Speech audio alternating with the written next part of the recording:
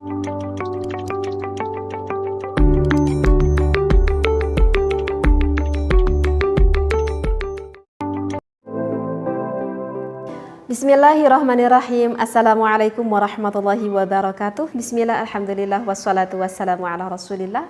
Pada jemaah Al-Asran semuanya, yuk kita ngaji bareng lagi. Nah, apa sekarang yang ingin saya bahas kali ini? Akhir-akhir ini saya banyak membahas tentang rumah tangga ya. Ini masih untuk seorang istri nih, ya, untuk saya pribadi, untuk seorang perempuan. Kalian tahu mungkin ya, bahwa seorang istri itu harus taat kepada suaminya. Dan jika seorang istri tidak taat kepada suaminya, maka akan ada laknat Allah yang diberikan kepada istrinya tersebut. Na'udzubillah summa na'udzubillah min dzalik. Dan mungkin para pendengar semuanya juga udah sering mendengar ya, kalau seorang istri itu tidak boleh keluar dari rumahnya bi ghairi idznin. Kalau misalkan tidak ada izin dari suaminya ya, kalau nggak ada izin nggak boleh keluar gitu ya dari suaminya.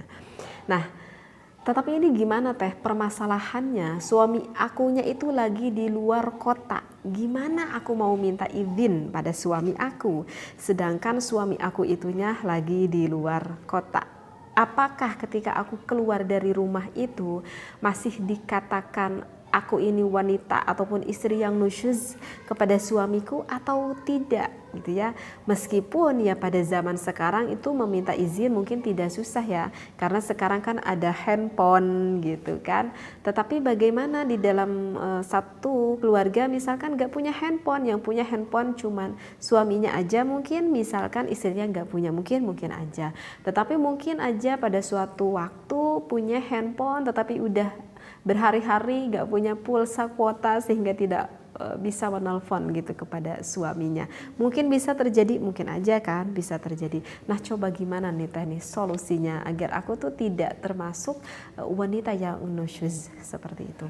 Nah, kalau saya lihat di dalam kitab Hasyiyah Al-Jamal pada juz keempat Syahifah 502, di sini dikatakan watasqutu akan menjadi gugur gitu ya, binusyuzin, sebab nusyuznya seorang perempuan kaman'i tamattu'in, seperti menolaknya seorang istri kepada sang suaminya ketika tidak mau diajak melakukan berhubungan biologis gitu ya.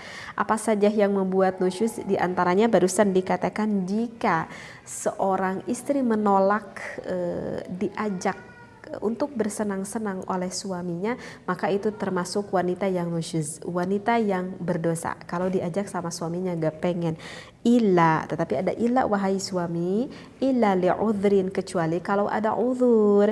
Kalau ada uzur mah ya tidak apa-apa gitu ya. Ka'ubalatin wa maradin yadurru ma'ahul wat'u, misalkan ya karena istrinya sakit, karena ada kemadorotan seperti itu, dan ada hal-hal lain sih ya. Tetapi kan yang sedang mau dibahas sekarang bukan ini ya, jadi saya nggak terlalu akan bahas dalam deh ya. Baik, lanjut lagi. Ataupun yang termasuk nusyuz itu adalah khurujin bila idznin. Nah, termasuk kalau seorang perempuan yang keluar dari rumah tanpa izin dari suaminya, itu juga termasuk nusyuz. Illa li'udhrin, kecuali ada udhur khaufin, seperti takut ya. Ya kecuali kalau madarat.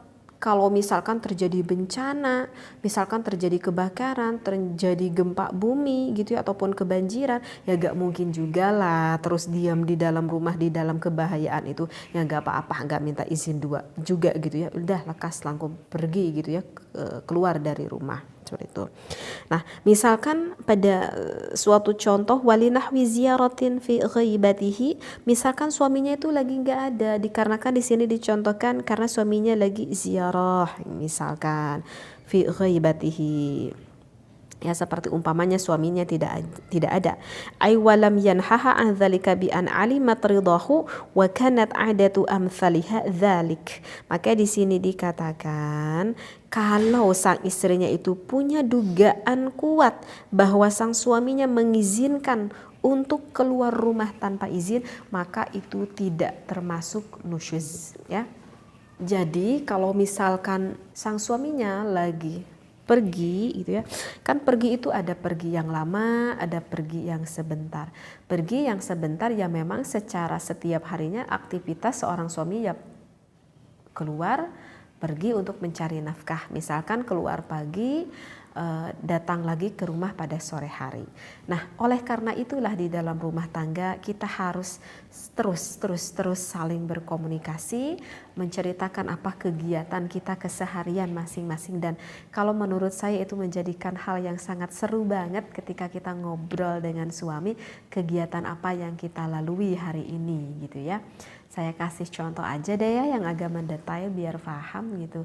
Nah, biasakan ya di dalam berumah tangga itu untuk saling berkomunikasi, menceritakan hari ini apa yang terjadi gitu ya. Bosan teh kalau ibu-ibu mah ya gitu-gitu aja lah, ngurus anak-anak, ngurus rumah, nyuci gitu. Ya nggak apa-apa, setiap anak itu kan ada perkembangan setiap harinya. Ceritain aja, hari ini anak kita udah bisa gini, tadi gini loh gitu ya. Nah, ceritakan kepada suami kita apa kegiatan kita setiap hari ini. Mas tahu kan kalau setiap pagi itu aku itu suka nganterin anak kita ke sekolah. Nah, daripada aku nunggu di sekolah lama, pulang juga ke rumah nanti capek kan bolak-balik gitu nunggu nanti ngejemput anak, aku masuk ke pasar belanja gitu. Nanti udah belanja ya pulangnya langsung ngejemput anak pulang dari sekolah gitu. Tapi Mas kadang kan gitu udah belanja ke pasar juga, kadang ada yang lupa, misalkan mau masak kurang tomat kayak kurang bawang daun kayak, dan aku biasanya pergi suka ke warung Bu Anu gitu. Misalkan kata suaminya kan nanti kalau ke warung lah gak perlu jauh-jauh ke warung sana, udah ke warung yang deket aja gitu, khawatir ninggalin anak gini gitu ya. Berarti kan itu suami udah mengetahui ya hal kita keseharian kalau keluar dari rumah itu apa aja gitu kan. Suami nggak melarang, enggak kan, nggak melarang, itu memang hal yang dibutuhkan seperti itu. Misalkan suatu waktu lagi berkata, Mas boleh gak ya besok aku tuh pengen ikut pengajian sama tetangga ke madrasah anu yang ngewuruknya anu gitu. Itu kan minta izin dulu kan, minta izin dulu, nggak langsung ujug-ujug aja celonong ikut ngaji tanpa bilang sama suaminya. Gak boleh, meski mau ngaji itu mesti bilang dulu. Kata suaminya iya sok, tapi gimana atuh anak kita? Gak apa-apa Mas, anak kita kan anteng ikut ngaji juga, nggak suka rewel, nggak suka ngeganggu. Ya kalau gitu ya sok atur-atur aja gitu. Kalau misalkan mau bertemu dengan orang tuanya, misalkan rumahnya gak terlalu jauh, masih satu kampung, sebelum pergi ke rumah orang tuanya, ngobrol dulu. Mas, kalau aku lagi bosen di rumah, boleh ya kali-kali aku tuh main ya ke rumah mama, boleh ya kali-kali aku main ke rumah tetangga, boleh ya kali-kali aku main ke rumah saudara. Bicarain itu teh ke suami teh, dan suaminya jangan terlalu sering main sama tetangga Bu Anu, bapak gak terlalu seneng misalkan orangnya banyak bicara gitu nanti takut dibawa nggak baik misalkan. Udah ya ikuti apa yang dikatakan suami. Oke, boleh kalau kamu main ke rumah saudara kamu, tapi jangan sering-sering ya gitu.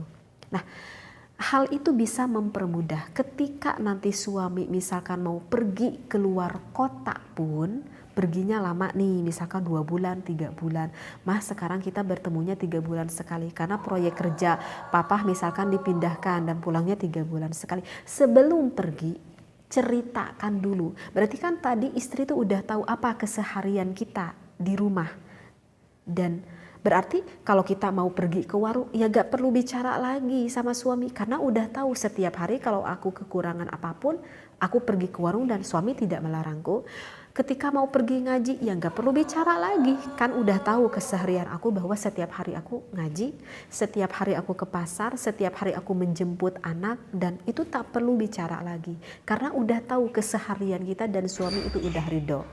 Kecuali kalau misalkan kita itu mau pergi ke suatu tempat yang mana cukup jauh dan memang hal itu tidak sering dilakukan dan hal itu memang belum pernah dibicarakan, maka itu harus meminta ridho dulu kepada suaminya. Ya menelepon kek, kalau misalkan gak punya pulsa maka harus bersabar dulu ya sampai menunggu punya pulsa dan meminta izin.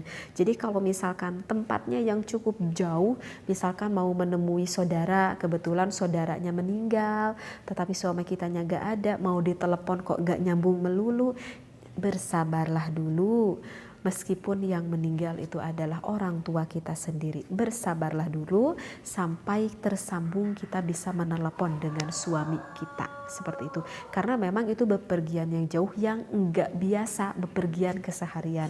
Jadi kalau kita punya prasangka bahwa kalau saya pergi ke pasar, saya pergi ke warung, saya pergi ke rumah saudara yang dekat, dan itu udah sering dibicarakan, suami tuh nggak ngelarang, ya itu mah gak apa-apa, kita gak minta izin juga, seperti itu ya. Jadi sengaja nih saya contohkan ini biar bisa apa ya, biar bisa terbayang bagi ibu-ibu rumah tangga di luar sana di dalam hukum itu. Jadi tidak dikatakan nusyuz ketika kita keluar dari rumah yang mana sudah punya anggapan suami dapat memaklumi hal itu. Tetapi kalau kita punya anggapan, aduh kalau ini mah perginya keluar kota jauh, nah kalau itu bisa dikatakan nusyuz karena kita sebelumnya belum meminta izin dulu. Mudah-mudahan ya apa yang saya contohkan ini bisa membantu di dalam kita berumah tangga agar tidak sampai terdapat hal yang dibatilkan oleh Allah Subhanahu wa taala. Mudah-mudahan membantu. Wallahu a'lam. Wassalamualaikum warahmatullahi wabarakatuh.